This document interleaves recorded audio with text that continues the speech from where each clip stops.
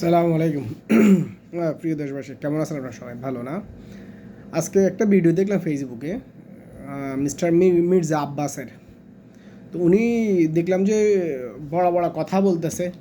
উনি জেলে ছিল, এই ছিল, সেই ছিল, থেকে উনি মাসাল্লাহ কথা বলার অধিকার আদায় করছে।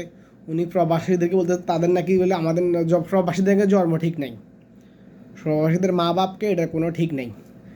মির্জা আব্বাসকে আমি বলতে, মির্জা আব্বাস নিজে তো একটা জারের সন্তান। যারা একজন জারের সন্তান আরেকজনকে বলতে পারে যে ওর জন্ম ঠিক নেই, এর জন্ম ঠিক নেই। কারণ মির্জা আব্বাসের মতো জারের সন্তান আমি তো ঢাকা শহর বুক আর দেখিনি। আলহামদুলিল্লাহ, জন্ম ঢাকাতে, পড়ালেখা করছি ঢাকা থেকে, যতটুকু করছি আলহামদুলিল্লাহ।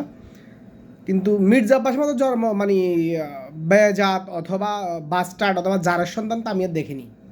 তো যাই হোক না, যাই বলবো, মির্জা আব্বাসকে এটা বলার জন্য ক্ষমা চাইতে হবে আপনার আমাদের প্রবাসীদের কাছে। না হলে তাকে আমি যেটা মনে করি আইনের আওতা আনা হোক। কেন ও আমাদেরকে অথবা প্রবাসীদেরকে মানে বাপ মা নাই এমন কথা বলার কোনো অধিকার রাখে না। কেন কোনো প্রবাসী মির্জা আব্বাসের ঘরে যে পড়ে থাকেনি, খায়নি, খাচ্ছে না।